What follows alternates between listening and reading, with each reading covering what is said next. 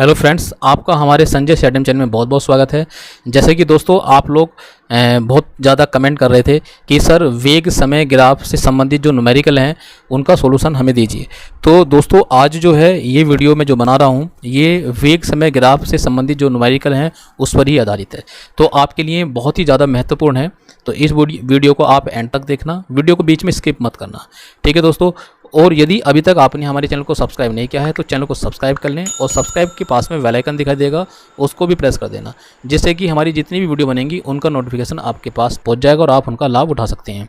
तो दोस्तों ये वीडियो बहुत ही ज़्यादा महत्वपूर्ण है। ये चाहे तो आपका यूपी टीजीटी हो या फिर पीजीटी का एग्ज़ाम हो, पीजीटी फिजिक्स का, या फिर आपका जीआईसी पीजीटी फिजिक्स का हो, या फिर आपका आश्रम पद्धति जो स्कूल्स हैं उनकी जो वैकेंसी निकली हुई है पीजीटी की, तो पीजीटी फिजिक्स में वहाँ भी बहुत ही ज़्यादा महत्वपूर्ण साबित होंगे। तो दोस्तों आप लोगों को जो है ये समझना है कि वेग समय ग्राफ क्या होता है। तो ये मैंने आपको अपनी लास्ट वीडियो में समझा दिया है, उसका लिंक आपको ऊपर दिया है, तो आप इस लिंक पर क्लिक करके उस वीडियो को देख सकते हैं। दोस्तों अब हम बात करेंगे यहाँ पर डायरेक्ट इसको निकालेंगे, क्योंकि ये सब ग्राफों के बारे में मैंने वहाँ पर पूरा डिटेल से उस वीडियो में आपको समझा दिया है। तो देखते हैं पहला प्रश्न हमारा कौन सा है। पहला प्रश्न है, चित्र 5.44 में किसी पिंड का वेग समय ग्राफ प्रदर्शित है, इसकी सहायता से ज्ञात कीजिए। तो हमें इस ग्राफ की सहायता से कुछ ये बिंदु दिए हुए हैं, पहला बिंदु ये है, दूसरा ये है, तीसरा ये है और चौथा ये है। इन चारों को हमें ज्ञात करना है, ठीक है। तो आपसे ऑब्जेक्टिव क्वेश्चन पूछा जाएगा, तो पहला बिंदु दिया होगा उसका जो मान आएगा उसको पूछ लेगा, ठीक है, या फिर दूसरा बिंदु उसका जो मान आएगा उसको पूछ लेगा ऑब्जेक्टिव में। तो इस प्रकार से ये अगर देखा जाए तो एक ही प्रश्न में यहाँ पर 4 प्रश्न समाहित हैं। तो अब बात करते हैं पहले वाले बिंदु की। तो पहला पॉइंट क्या हमारा, 6 तथा 8 सेकेंड, ठीक है। ये देखो 6 तथा 8 सेकेंड के बीच औसत त्वरण कितना है। तो हमें देखना है यहाँ पर ये ग्राफ है दोस्तों, ये जो है वेग, ये वेग है इधर की ओर, ठीक है। ये एरो आपको दिख रहा है, ये एरो इधर की ओर शो होगा वेग, और इधर की तरफ जो एरो आपको दिख रहा है ये समय काउंट करेंगे, ठीक है। ये 0 बिंदु है यानी कि मूल बिंदु है, तो इस मूल बिंदु से समय इधर की ओर काउंट होगा और वेग इधर की ओर यानी कि ऊपर की ओर काउंट होगा।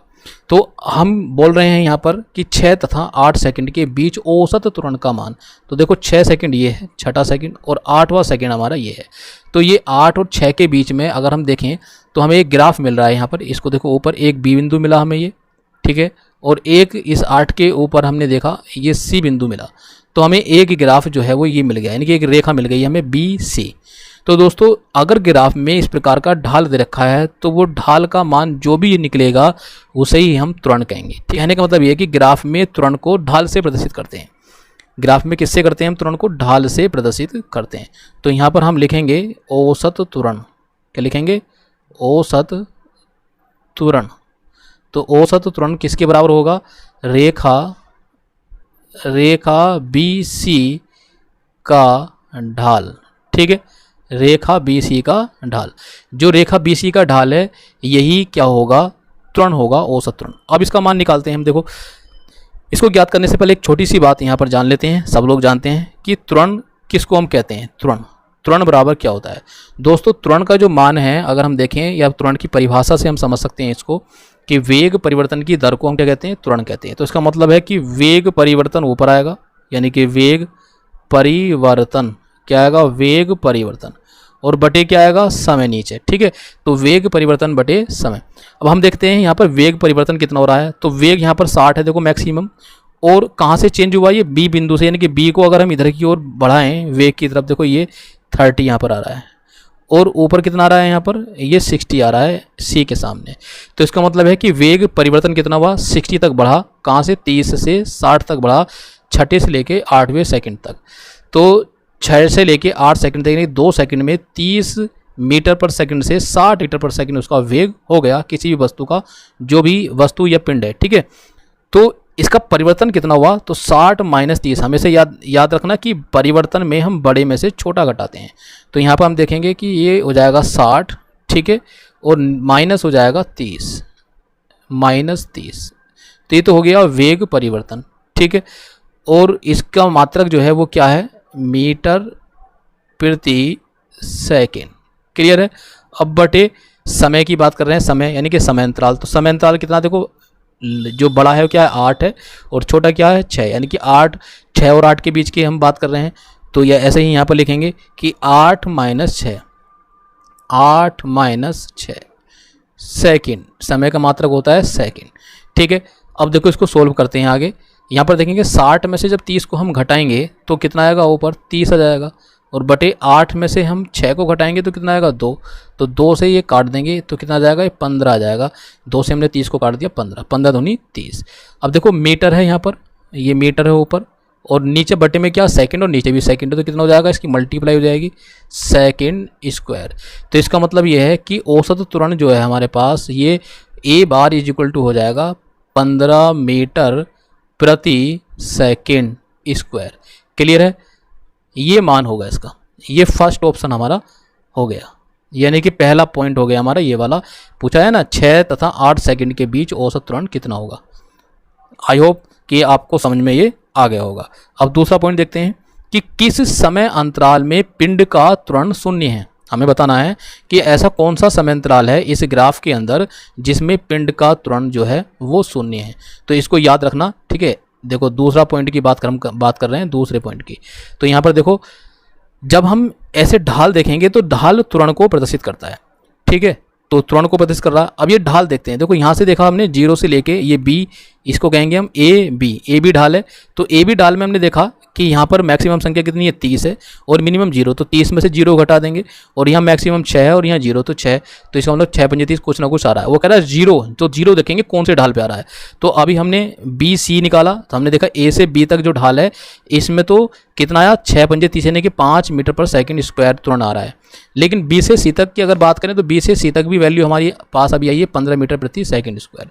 अब देखते हैं सी से डी, तो हम देखेंगे सी से डी चलेंगे तो छोटी संख्या ये है हमारे पास और बड़ी संख्या 60 है, तो 60 में से हम 40 घटाएंगे, तो ये इधर से हम जब सी से डी तक चल रहे हैं तो माइनस में आएगा, तो 40 में से 60 घटाएंगे तो माइनस का 20, और इसके बीच का जो समय अंतराल है देखो ये 2 है, 2 से घटाएंगे तो फिर भी 10 आ रहा है यहाँ पर, ठीक है।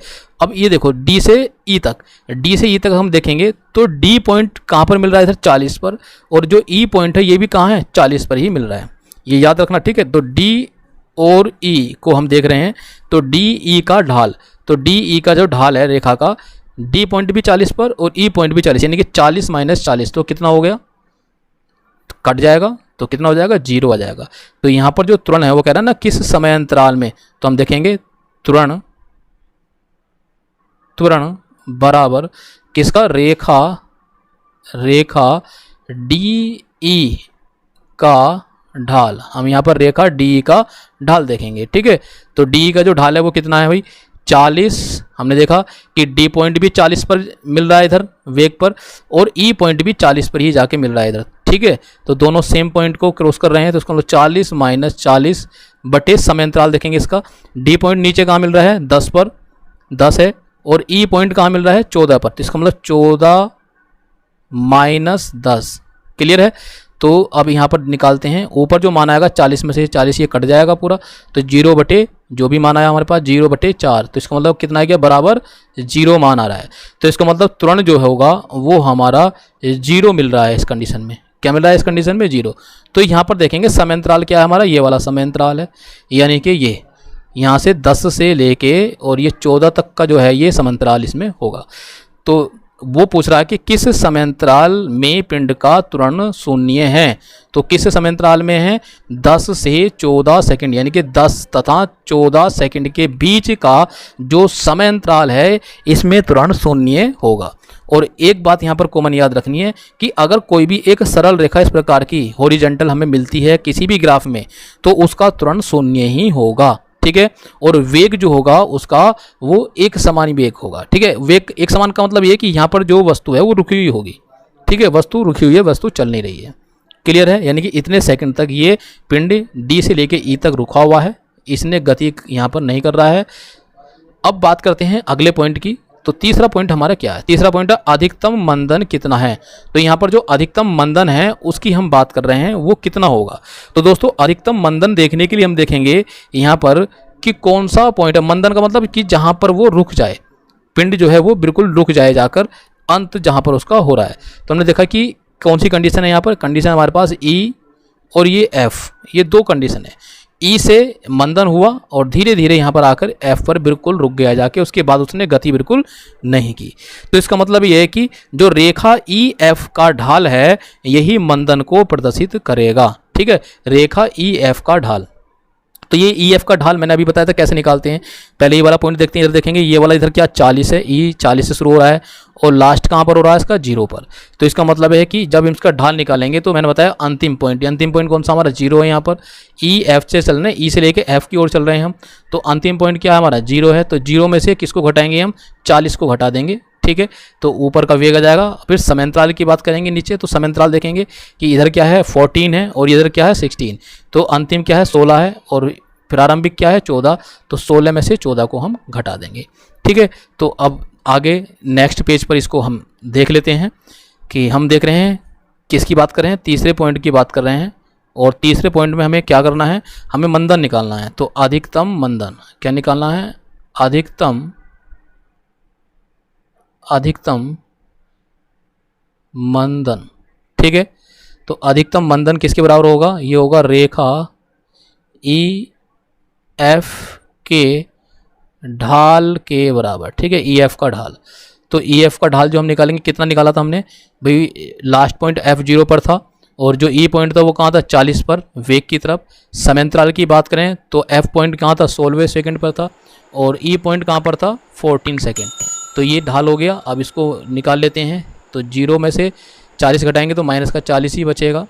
मंदन की बात कर रहे हैं तो मंदन माइनस में आएगा। ठीक है, अगर माइनस में आएगा तभी हम मंदन कहेंगे इसको। तो 16 में से 14 घटा देंगे तो कितना आएगा यहाँ पर 2 आ जाएगा। तो 2 से इसको डिवाइड कर देंगे 40 को, तो कितना आएगा 20 आ गया। तो इसका मतलब हमारे पास जो मंदन आ गया वो कितना आ गया, माइनस का 20 मीटर प्रति सेकंड स्क्वायर। ठीक है, मीटर प्रति सेकंड स्क्वायर, ये हमारा जो है मंदन आ गया है। क्लियर है, यहाँ पर ये तीसरे का आंसर। अब देखते हैं पॉइंट नंबर 4। तो चौथे पॉइंट में क्या करा है, ये कह रहा है प्रथम 6 सेकंड में पिंड का विस्थापन कितना है। तो पहले जो 6 सेकंड है उसमें विस्थापन की बात कर रहा है। तो छठा सेकंड कौन सा है, पहला ये वाला है हमारा। तो प्रथम 6 सेकंड में, यानी कि यहाँ से लेके 0 से लेके 6 सेकंड तक विस्थापन पूछ रहा है कि कितना विस्थापन होगा। विस्थापन निकालने के लिए क्या करेंगे, इसमें हम यहाँ पर देखेंगे कि जो हमारे पास रेखा ए बी है और ये 6 तक है। देखो ये रेखा ए बी, यहाँ से लेके ए से लेके बी, ये रेखा ए बी, ये वाला हमें विस्थापन निकालना है। तो इसको निकालने के लिए क्या करेंगे भाई, हम यहाँ पर इसको देखो, एक ये त्रिभुज बनेगा यहाँ पर, अगर ध्यान से देखें ये। ठीक है, इस प्रकार से क्या बनेगा, ये कि त्रिभुज बनेगा। तो हमें इसका क्षेत्रफल निकालना है। क्लियर है दोस्तों, ये जो क्षेत्रफल निकल के आएगा इसका, तो ये क्षेत्रफल ही विस्थापन होगा। क्या होगा, विस्थापन। तो यहाँ पर क्षेत्रफल कैसे निकालेंगे इसको देख लेते हैं। तो ये क्या त्रिभुज बन रहा है, एक समकोण त्रिभुज, और समकोण त्रिभुज का जो क्षेत्रफल होता है 1/2 आधार गुणा ऊंचाई। तो आधार तो हमारा ये हो गया यहाँ से लेके 0 से लेके 6 तक, यानी कि 6 हो गया आधार, और ऊंचाई हमारी ये हो गई यहाँ 6 से लेके बी तक देखेंगे इधर, तो यहाँ से देखेंगे 0 से लेके 30 यानी कि 30, जो 30 हो गया ये ऊंचाई हो गई है। तो हम निकालेंगे इसको, तो किस प्रकार से लिखेंगे, हम लिखेंगे इसको, देखो हमें क्या निकालना है कि प्रथम, चौथा पॉइंट है हमारा पॉइंट नंबर 4। तो इसमें लिखना है हमें कि प्रथम 6 सेकंड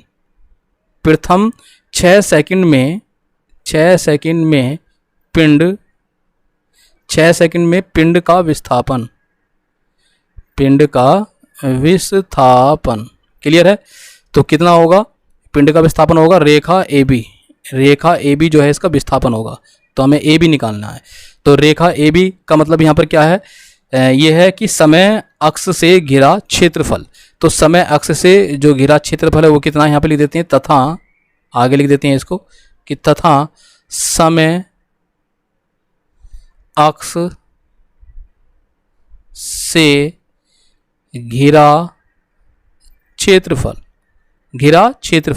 दोस्तों इसको मैंने अभी उसमें जो लिखा था, तो हम ये भी कह सकते हैं कि यहाँ पर ए बी, और इस पॉइंट को हम जो जहाँ पर 6 था मिला हुआ, इसको कुछ पॉइंट मान लेते हैं, ए बी कुछ मान लो, सी तो ऊपर मान लिया, डी भी मान लिया, ई बी एफ बी, इसको कुछ और मान लेते हैं, यहाँ पर मान लेते हैं हम पी। ठीक है, तो ए बी पी का क्षेत्रफल, ये भी हम इसमें डायरेक्ट लिख सकते हैं। तो क्या लिख सकते हैं, ए बी पी का क्षेत्रफल। तो ए बी पी क्या है, एक त्रिभुज है। तो त्रिभुज का जो क्षेत्रफल कितना हो जाएगा, 1/2 गुणा आधार और गुणा ऊंचाई। ठीक है, ये आसान तरीका है बिल्कुल। तो यहाँ पर जो आधार है वो कितना है 1/2, आधार कितना अभी बताया था मैंने 6 है, ऊंचाई कितनी है 30। तो इसको डिवाइड कर देंगे 2 से, 2 तिया 6, तो 3 तिया 9, यानी कि 90। ठीक है, 90 मीटर। तो ए बी की जो दूरी है वो 90 मीटर आ गई है। तो इसका मतलब जो इसका विस्थापन होगा वो कितना होगा 90 मीटर होगा। क्लियर है, आई होप ये क्वेश्चन पूरा समझ में आपको आ गया होगा। बहुत अच्छा प्रश्न था ये, ठीक है, महत्वपूर्ण प्रश्न था। तो हमने चारों पॉइंट निकाल लिए हैं, पॉइंट नंबर 1, 2, 3 और ये 4। इन चारों पॉइंट को ध्यान से समझ के आप अपनी कॉपी में नोट कर लेना। आइए अब बढ़ते हैं अपने प्रश्न नंबर 2 की आगे। तो प्रश्न नंबर 2 क्या है, ये कह रहा है कि एक साइकिल सवार की यात्रा का आलेखन चित्र 5.32 में दिए गए विस्थापन, ठीक है, यहाँ पर ध्यान से समझ लेना कि विस्थापन समय ग्राफ, ये विस्थापन समय ग्राफ है ये वाला, ठीक है, विस्थापन समय ग्राफ की सहायता से किया गया है। ग्राफ के विभिन्न भागों के नाम ए, बी, सी तथा डी हैं। ग्राफ की सहायता से ज्ञात कीजिए। तो इस ग्राफ की सहायता से कुछ पॉइंट हैं, इनको ज्ञात करना है हमें। 1, 2, 3, 4, 5, यहाँ पर 5 पॉइंट है, पीछे 4 पॉइंट थे। तो पहले पॉइंट में पूछ रहा है 7 तथा 10 मिनट पश्चात साइकिल सवार का विस्थापन क्या होगा, और ये कह रहा है कि आगे तथा 10 मिनट में चली गई दूरी क्या है। तो साइकिल सवार का विस्थापन निकालना हमें 7 से लेके 10 मिनट के पश्चात, और 10 मिनट में चली गई दूरी भी हमें यहाँ पर बतानी है कि कितनी होगी। बात समझ में आ रही है नहीं? तो इसको हम किस प्रकार से ज्ञात करेंगे, यहाँ दूरी की बात कर रहा है, और ये जो ग्राफ है ये क्या है, विस्थापन समय ग्राफ है ये। आइए सबसे पहला पॉइंट हम देखते हैं कि पहला पॉइंट कैसे निकालेंगे। पहले पॉइंट को एक बार और देख लेते हैं कि 7 तथा 10 मिनट पश्चात साइकिल सवार का विस्थापन क्या है। तो सबसे पहले पूछ रहा है कि विस्थापन, तो 10 मिनट के बाद का विस्थापन, तो यहाँ पर मैं लिख देता हूँ विस्थापन, ठीक है, विस्थापन कितना होगा। तो विस्थापन बराबर, पहले इसको देखो ग्राफ से समझ लेते हैं। ये देखो विस्थापन यहाँ 0, इसको 0 मान लेंगे, ओ पॉइंट मूल पॉइंट है ये, मूल बिंदु। तो यहाँ से ऊपर की ओर जो है ये विस्थापन देख रहे हैं, ये विस्थापन है, और किस में, ये किलोमीटर में, और इधर की ओर ये समय है, किस में है, ये मिनट में है, ठीक है। इधर की ओर समय है, ये हॉरिजॉन्टल, और जो वर्टिकल या परपेंडिकुलर है ये क्या है, विस्थापन को हम यहाँ पर शो कर रहे हैं। इनके 0.2, 0.4, 0.6, 0.8, और इधर 2, 4, 6, 8, 10, 12। क्लियर है, यानी कि एक्स अक्ष के अलोंग समय और वाई अक्ष के अलोंग विस्थापन की बात हम कर रहे हैं। ये आपको ध्यान रखना है, तभी हम इसको समझ सकते हैं। तो हम क्या बोल रहे हैं यहाँ पर, हम कह रहे हैं कि 7 मिनट के बाद जो है विस्थापन हमें बताना। तो 7 मिनट, देखो मिनट देखते हैं, 7 मिनट, तो 7 मिनट के बाद जो है विस्थापन, यहाँ पर देखेंगे दूसरा मिनट है, ये चौथा मिनट है, और ये छठा मिनट है, फिर ये 8वां मिनट है। तो हम देखेंगे कि छठे मिनट पे अगर हम ऊपर की ओर चलें, ये रेखा मिल रही है हमें, बी पॉइंट है, तो यहाँ पर देखो छठे मिनट पे भी चौथे मिनट से लेके और 8वें मिनट तक ये रेखा ऐसे ही हॉरिजॉन्टल के अलोंग है, यानी कि एक्स एक्सिस के समांतर है। तो इसका मतलब है कि यहाँ पर वस्तु या साइकिल सवार जो है वो रुका हुआ है, इस 4 सेकंड से लेके 8वें सेकंड तक वो रुका हुआ है। तो वो उस बिंदु से आगे नहीं बढ़ा, यानी कि बी बिंदु पर है, और बी बिंदु से आगे वो नहीं बढ़ रहा है। क्लियर है, कहाँ से लेके 4वें यानी कि चौथे सेकंड से लेके 8वें सेकंड तक रुका हुआ है। तो इसका मतलब इसके बीच में जो भी समय होगा वो इसी वाले बिंदु पर होगा। 5वें सेकंड में भी बी बिंदु पर होगा, छठे सेकंड में भी, 7वें सेकंड में भी बी बिंदु पर ही होगा। तो अब देखते हैं, जब बी बिंदु पर है तो यहाँ से लेके 0 से लेके वो कहाँ तक चला, ये विस्थापन की बात कर रहे हैं, विस्थापन पूछ रहा है। तो वो कितना चला टोटल, बी बिंदु हमारा अगर हम इसको मिलाएं इधर की ओर, तो हमारा ये मिल जाए, देखो डॉट डॉट करके ये 0.8 से, ठीक है। तो इसका जो विस्थापन है वो कितना होगा, 0.8 किलोमीटर। क्लियर है, विस्थापन हमने निकाल लिया। पहला पॉइंट हमारा ये हो गया, समझ में आ गया होगा। अब दूसरा कह रहा है तथा 10 मिनट में चली गई दूरी। तो ये कह रहा है कि 10 मिनट में जो चली गई दूरी है वो कितनी होगी। अब 10 मिनट देखो कहाँ तक बैठेगा, इसका चली गई दूरी कितनी होगी, 10वें मिनट में चली गई दूरी। यहाँ पर लिख देते हैं 10 मिनट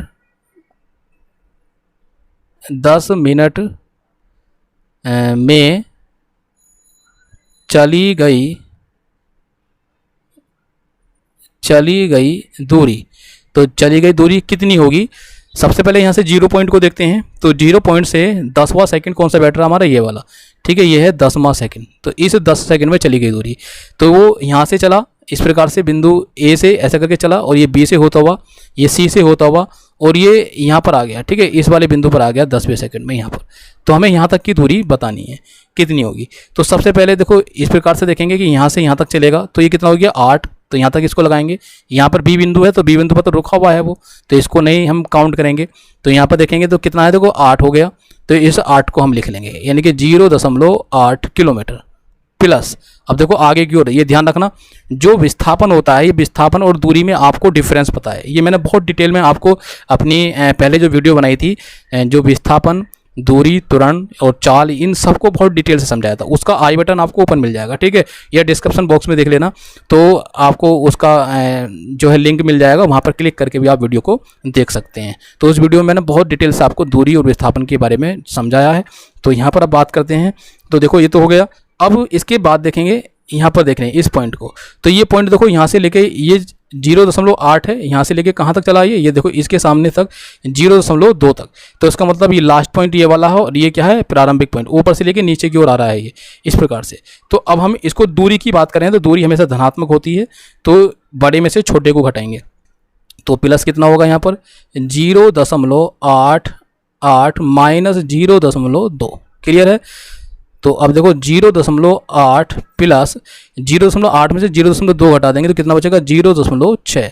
अब इसको जोड़ लेंगे तो 1.4 किलोमीटर ये दूरी होगी। ठीक है, ये आंसर हो गया हमारा दूसरा आंसर, यानी कि पहले वाला पॉइंट का ही ये दूसरा आंसर है। 10 मिनट में चली गई दूरी हो गई है, और ये क्या हो गया, हमने विस्थापन निकाला, 0.8 किलोमीटर विस्थापन हो गया, और 1.4 किलोमीटर दूरी उसने ट्रैवल करी 10 सेकेंड में। क्लियर है, यहाँ तक आपको समझ में आ गया होगा। अब देखो इसके बाद हम बात करते हैं ऊपर, एक बार और निगाह डालेंगे इसमें। तो हमने देखो ऊपर देखा था 7 तथा 10 मिनट पश्चात, तो 7 मिनट के पश्चात जो विस्थापन है उसका ये आ गया है। ठीक है, ऊपर हमने ये निकाल लिया। अब 10 मिनट की बात हम कर रहे हैं, तो 10 मिनट के पश्चात जो उसका विस्थापन होगा वो कितना होगा। तो 10 मिनट के बाद विस्थापन और निकाल लेते हैं, यहाँ पर इसको ऊपर यहाँ पर निकाल लेते हैं। यहाँ लिख देंगे 10 मिनट के बाद विस्थापन। ठीक है, 10 मिनट के बाद जो विस्थापन होगा ये कितना होगा। तो 10 मिनट कौन सा हमारा ये है, तो ये मैं बाद में इसीलिए निकाल रहा हूँ क्योंकि यहाँ पर आसानी रहेगी। देखो हमने जब दूरी निकाली तो दूरी में तो इस प्रकार से ये और यहाँ से लेके ये हमने इसको ऐड कर दिया, ऐड करके जो भी दूरी आई उसको हमने देख लिया। ठीक है, अब हम जब विस्थापन की बात करेंगे तो विस्थापन ये नहीं, तो विस्थापन यहाँ से 0 से लेकर 10वां सेकंड यहाँ तक होगा, यानी कि इस प्रकार से होगा सीधा। ठीक है, विस्थापन ये तो दूरी ऐसा करके काउंट होती चली गई, लेकिन 10वें सेकंड में अगर हम बात करेंगे तो 7वें सेकंड तक तो सीधा ये विस्थापन हो गया यहाँ तक, लेकिन 10वें सेकंड में देखो ऐसे जाएगा, जो लास्ट वाला सेकंड है ना यहाँ ये मिल रहा है, तो इस पॉइंट को हम ऐसा करके मिला देंगे ये। ठीक है, ये इस प्रकार से ये पॉइंट, तो ये विस्थापन कहलाएगा सीधा। आपको ये याद रखना है कि विस्थापन हमेशा सीधा होता है। जो न्यूनतम दूरी होती है किसी वस्तु के प्रारंभिक और अंतिम बिंदु के बीच की जो न्यूनतम दूरी है उसी को हम विस्थापन कहते हैं। तो यहाँ से लेके इस ओ पॉइंट से लेके और इस पॉइंट तक जो सीधी डिस्टेंस है ये विस्थापन होगा। तो 10वां सेकंड हो गया। अब देखो ये कहाँ तक मिल रहा है, ये मिल रहा है 0.2 पर, यानी कि 0.2। तो डायरेक्ट लिख सकते हैं, जैसे ऊपर लिखा था 0.8, तो ऐसे हम लिख देंगे 0.2 किलोमीटर। तो ये 10 मिनट के बाद जो है विस्थापन होगा। क्लियर है, विस्थापन निकाल ली, दूरी निकाल ली हमने, और दोनों यानी कि 7वें मिनट का भी विस्थापन निकाल लिया, 10वें का भी निकाल लिया, और 10वें मिनट की दूरी भी हमने निकाल ली। पहला पॉइंट क्लियर। अब बात करते हैं दूसरे पॉइंट की। दूसरे पॉइंट में क्या करा कि ग्राफ का कौन सा भाग यह बताता है, क्या बतलाता है कि साइकिल स्थिर है। साइकिल मतलब स्थिर का मतलब साइकिल रुकी हुई है। तो कौन सा भाग इस ग्राफ का बता रहा है कि साइकिल रुकी हुई। अभी मैंने बताया था कि यहाँ से 4थे सेकंड से लेके 8वें सेकंड तक साइकिल क्या है, रुकी हुई है। देखो यहाँ से लेके यहाँ तक, यानी कि बी जो पॉइंट है, यानी कि बी भाग जो है ये बताता है कि साइकिल जो है वो रुकी हुई है। क्लियर है, यहाँ पर इतना ही लिखेंगे हम कि साइकिल रुकी हुई है कौन से भाग पर, बी भाग। बी भाग, ग्राफ का बी भाग बताता है कि यहाँ से 4थे सेकंड से लेके 8वें सेकंड तक साइकिल रुकी हुई है। तो ये दूसरा पॉइंट हमारा यहाँ पर हो गया है। क्लियर है। अब तीसरे पॉइंट की बात करते हैं। तो तीसरे पॉइंट में क्या करा कि प्रथम 6 मिनट में औसत वेग क्या है। तो प्रथम 6 मिनट, तो प्रथम 6 मिनट कौन से हैं, ये है, साइकिल रुकी हुई है यहाँ पर। तो कोई प्रथम छठे में देखते हैं, ये है छठा मिनट, साइकिल रुकी हुई है यहाँ पर, ऊपर बी पॉइंट आ रहा है। तो इसका मतलब यहाँ पर हमें क्या निकालना, वेग निकालना। तो वेग कितना होगा। क्लियर है। तो अब वेग निकालने के लिए विस्थापन हम देखेंगे। 6ठे सेकंड में विस्थापन, 4थे से लेके 8वें तक जो विस्थापन आएगा वो यही आएगा। अभी मैंने ऊपर बताया था आपको, कितना आएगा, ये 0.8 किलोमीटर। तो विस्थापन तो हमें मिल गया। वेग बराबर होता है विस्थापन बटे समय, यानी कि विस्थापन परिवर्तन की दर को ही हम वेग कहते हैं। तो विस्थापन परिवर्तन की दर को वेग कहते हैं। तो वेग बराबर हो जाएगा, यहाँ पर इधर देख लेंगे, वेग बराबर हो जाएगा, विस्थापन हो जाएगा हमारे पास 0.8 और समय कितना है, यहाँ पर छठा है ना, तो समय अंतराल तो 6 - 0, तो इसका मतलब 6।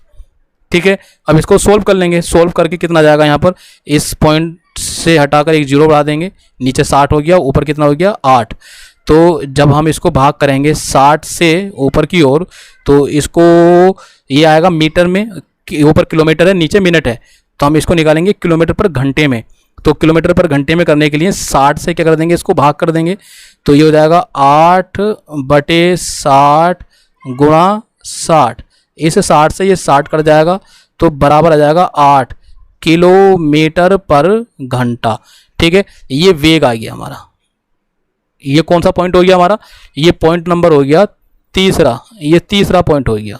तो हमने देखा तीसरा पॉइंट क्या आ गया हमारा, 8 किलोमीटर प्रति घंटा, इसका आंसर आ गया। क्लियर है। अब चौथा पॉइंट देख लेते हैं। तो चौथा पॉइंट में क्या करा कि अधिकतम वेग परिमाण में क्या है, यानी कि अधिकतम वेग बताना है हमें ग्राफ से, तथा किस भाग द्वारा प्रदर्शित है। हमें ये बताना कि अधिकतम वेग क्या है इसका और कौन से भाग के द्वारा ये प्रदर्शित है। क्लियर है। तो सबसे पहले हम बात करते हैं यहाँ पर अधिकतम वेग की। तो अधिकतम वेग का परिमाण कितना होगा, तो इसको जो है ध्यान से समझ लेना। अधिकतम वेग, तो अधिकतम वेग का जो परिमाण है, ये देखो हम देखेंगे यहाँ से लेके यहाँ तक ये बढ़ता गया इस प्रकार से, और जब ये इस बिंदु से नीचे की ओर चलेगा, यानी कि कोई भी वस्तु जब ऊपर पहाड़ पे चढ़ती है, यानी कि ढलान पर ऊंचाई पे चढ़ती है, तो उसका वेग कम होगा। ठीक है, उसे जोर लगाना पड़ता है। लेकिन जब वो ऊपर से नीचे की ओर आती है तो वो बहुत तेज़ी से नीचे की ओर आती है। अगर आप किसी पहाड़ी पर ऊपर की ओर चढ़ेंगे तो आपका वेग कम होगा, आप बहुत ज़्यादा अपना फोर्स लगा के चढ़ेंगे ऊपर की ओर। लेकिन जब ऊपर से नीचे की ओर आएंगे तो आपको कम फोर्स लगाना पड़ेगा और बहुत जल्दी जल्दी आपके पैर नीचे की ओर आते चले जाएंगे। इसका मतलब आपका जो वेग होगा ऊपर से नीचे की ओर आते समय ज़्यादा होगा। ठीक है, तो इसी प्रकार से यहाँ पर हम देखेंगे तो ये भाग है हमारा, ये सी, जो सी भाग ये बता रहा है कि ऊपर से नीचे की ओर हमें आ रहे हैं यहाँ पर। तो ये जो नीचे की ओर आ रहे हैं, तो इस कंडीशन में जो वेग होगा हमारा वो अधिक होगा। तो इसका मतलब जो भाग सी है इसका ढाल अधिकतम है। भाग सी का ढाल देखो, यहाँ से देखेंगे डी का ढाल इतना अधिकतम नहीं है, इस सी का एकदम ज़्यादा खड़ा ढाल है। तो इसका मतलब है कि इसका आंसर एक तो ये हो गया हमारा कि ये कह रहा है ना किस भाग द्वारा प्रदर्शित है, तो सी भाग द्वारा ये प्रदर्शित होगा। ठीक है, चौथे पॉइंट में हम देख रहे हैं, चौथे पॉइंट के अनुसार सी भाग द्वारा ये प्रदर्शित होगा। अब अधिकतम परिमाण, इसका परिमाण निकालते हैं वेग का कि वेग कितना होगा अधिकतम। ठीक है, तो यहाँ पर हम देखते हैं, तो हम लिखेंगे अधिकतम, कौन सा पॉइंट निकाले हैं हम, चौथा पॉइंट। ठीक है, अधिकतम वेग का परिमाण, वेग का परिमाण क्लियर है, बराबर कितना होगा। देखो जब ग्राफ में हम देख रहे थे तो ये कहाँ से ढाल उसमें नीचे की ओर आ रहा था, एक बार समझ लेते हैं। ठीक है, चित्र को देख लेते हैं कि ये 8 है ऊपर 0.8 और कहाँ तक आया ढाल 0.2 तक। तो इसको हम घटा देंगे 0.8 - 0.2 किलोमीटर। अब नीचे सेकंड समय की बात करेंगे तो कुछ समय देखेंगे, ये क्या 10 है और ये क्या 8, तो इसको हम नीचे की ओर लिख देंगे। तो कितना होता है विस्थापन बटे समय। तो विस्थापन कितना होगा 0.8 - 0.2 बटे समय कितना हुआ 10। ठीक है, -8। तो अब इसको सॉल्व कर लो, कितना आ गया ऊपर 0.8 में से 0.2 घटाएंगे तो 0.6 बटे 10 में से 8 घटाएंगे तो 2, ये दशमलव हटाया यहाँ 0, 20 हो गया। तो 20 से हम 6 को भाग करेंगे तो हमारे पास कितना आ जाएगा 0.3 लगभग। ठीक है, इतने किलोमीटर पर मिनट, कितना आएगा यहाँ पर मिनट। ठीक है, पर मिनट हो जाएगा। तो ये क्या होगा हमारा अधिकतम वेग का परिमाण होगा 0.3 किलोमीटर प्रति मिनट जो होगा अधिकतम वेग का परिमाण होगा। क्लियर है। अब आगे देखते हैं, अगला पॉइंट और दे रखा है इसमें, एक पॉइंट है पांचवा। ये पांचवा पॉइंट क्या दे रखा है कि -0.1, ये ध्यान से देख लेना, -0.1 किलोमीटर प्रति मिनट का वेग किस भाग द्वारा प्रदर्शित है। तो कौन से भाग द्वारा ये प्रदर्शित है हमें ये बताना है।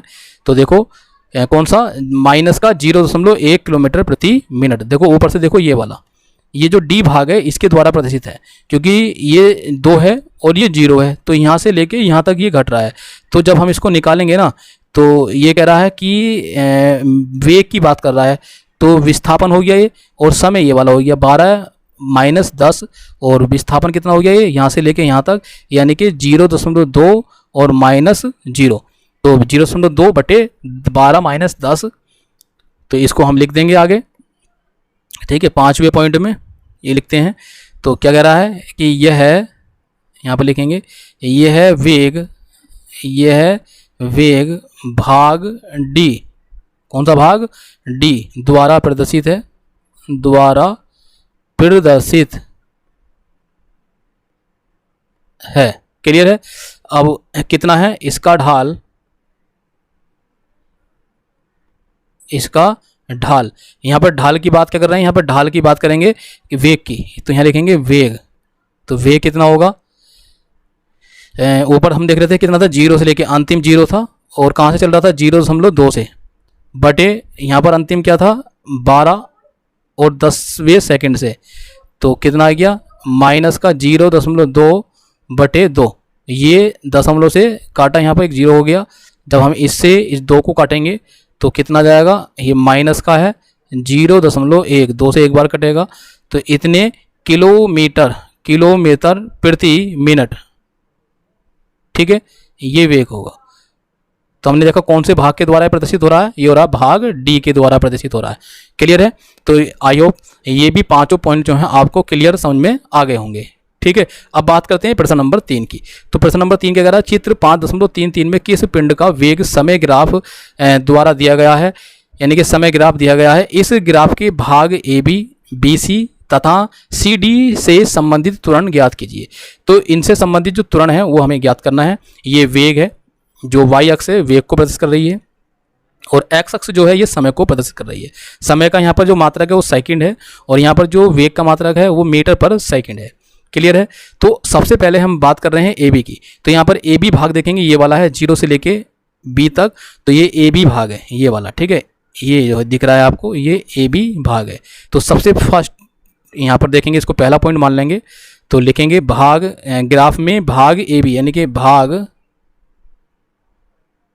ए बी में त्वरण। ठीक है, भाग ए बी में जो त्वरण है वो कितना होगा, बराबर वेग परिवर्तन, वेग परिवर्तन बटे समय अंतराल, यह समय भी हम यहाँ पर लिख सकते हैं, समय। ठीक है, तो वेग परिवर्तन कितना है, बी के सामने ये 30 है, 30, और कहाँ से ये 0 से, तो 30 माइनस 0, तो यहाँ पे लिख देंगे 30 माइनस 0 बटे समय कितना हो लगा, यहाँ से 0 से लेके 4 तक है। देखो बी के नीचे हम देखेंगे तो 4 है, तो 4 माइनस 0, तो इसका मतलब कितना आएगा 4 माइनस 0, तो ऊपर देखेंगे 0 घटाएंगे, ये तो आ जाएगा 30 बटे 4, और इस 4 से जब हम इसको डिवाइड करेंगे तो हमारे पास आ जाएगा 7.5, ठीक है, मीटर पर सेकेंड। मीटर पर सेकेंड त्वरण की बात कर रहे हैं, स्क्वायर, मीटर पर सेकेंड स्क्वायर, ये त्वरण हो जाएगा हमारा पहले भाग, यानी कि ए बी भाग का जो त्वरण है ये होगा। अब बात करते हैं भाग बी सी की। तो भाग बी सी कौन सा हमारा ये है, तो भाग बी सी का त्वरण, या भाग बी सी में त्वरण, तो दूसरा पॉइंट मान लेते हैं, इसको हम लिख देंगे भाग बी सी में त्वरण, भाग बी सी में त्वरण बराबर वही वेग परिवर्तन बटे समय। ठीक है, तो वेग परिवर्तन, वेग कितना, देखो यहाँ पर देखेंगे बी भाग हमारा 30 पर है, और इधर देखेंगे सी भाग भी 30 पर है, तो इसका मतलब वेग में परिवर्तन हो गया 30 माइनस 30 बटे समय। यहाँ पर देखेंगे बी भाग जो है हमारा, यानी कि बी पॉइंट 4 पर मिल रहा है, और सी पॉइंट जो अंतिम है वो 8 पर, तो 8 माइनस 4, 8 माइनस 4, तो ऊपर ये 30 से 30 कट गया, तो इसका मान जो है हमारे पास कितना आएगा 0 मीटर प्रति सेकेंड स्क्वायर, यानी कि जो त्वरण होगा भाग बी सी में वो 0 मीटर प्रति सेकेंड स्क्वायर होगा, यानी कि शून्य होगा। कहने का मतलब है कितना होगा, शून्य। ठीक है, अब देखते हैं तीसरे पॉइंट की बात करते हैं, सी डी की। तो सी डी देखेंगे, सी डी कहाँ से है, यहाँ से सी से लेके डी तक, तो इसको तीसरा पॉइंट मान लेते हैं, सी डी भाग में त्वरण, सी डी भाग में त्वरण। ठीक है, सी डी भाग में त्वरण निकालते हैं, तो ये किसके बराबर होगा, वो भी वेग परिवर्तन बटे समय के बराबर ही होगा। तो सी भाग देखो कहाँ पर है, 30 पर है, और इसका जो अंतिम भाग है वो कहाँ पर है, 0 पर है। तो यहाँ मंदन हो रहा है, मैंने अभी पिछले वाले क्वेश्चन में समझाया था। तो लास्ट क्या है, 0 पर है, तो 0 माइनस प्रारंभिक सी बिंदु कहाँ पर है, 30 पर है, तो 30 बटे समय की बात करेंगे तो समय देखेंगे, समय सी पॉइंट कहाँ पर मिल रहा है, 8 पर, और डी पॉइंट 10 पर। तो ये जाएगा 10 माइनस 8 बराबर, देखो ये 0 में से घटाएंगे तो माइनस का 30 बचेगा, और बटे 8, 10 में से 8 घटाएंगे तो 2, तो इस 2 से काट देंगे, कितने बार कटेगा, 15 बार। तो यह जाएगा माइनस का 15, कितना है कि माइनस के 15 मीटर प्रति सेकंड स्क्वायर। क्लियर है, ये आपके समझ में आ गया होगा, क्लियर है ना। तो ये हमने तीनों पॉइंट निकाल लिए, भाग ए बी पर, भाग बी सी पर, भाग सी डी पर। जो त्वरण पूछ रहा है इनसे संबंधित वो हमने निकाल लिए हैं। भाग ए बी पर त्वरण आ गया है हमारा ये 7.5 मीटर प्रति सेकंड स्क्वायर, भाग बी सी पर त्वरण आ गया है 0, और भाग सी डी पर जो त्वरण आ गया है वो आ गया माइनस के 15 मीटर प्रति सेकंड। ये मंदन का होगा त्वरण, इसे हम कहेंगे मंदन। क्लियर है यहाँ पर। तो आई होप ये क्वेश्चन भी आपके समझ में आ गया होगा। तो दोस्तों आज की वीडियो में इतना ही, फिर हम अपनी नेक्स्ट वीडियो में इससे आगे का कंटेंट लेकर आएंगे। और आपको वीडियो अगर पसंद आई हो तो वीडियो को ज़्यादा से ज़्यादा शेयर करना और वीडियो को लाइक ज़रूर कर देना। और यदि आपने अभी तक हमारे चैनल को सब्सक्राइब नहीं किया है तो चैनल को सब्सक्राइब जरूर कर देना, ठीक है, जिससे कि हमारी जितनी वीडियो बनेंगी उनका नोटिफिकेशन आपके पास तक पहुँच जाए और आप इन वीडियो का लाभ उठा सकें। तो आइए फिर मिलते हैं अपनी नेक्स्ट वीडियो में, तब तक के लिए गुड बाय।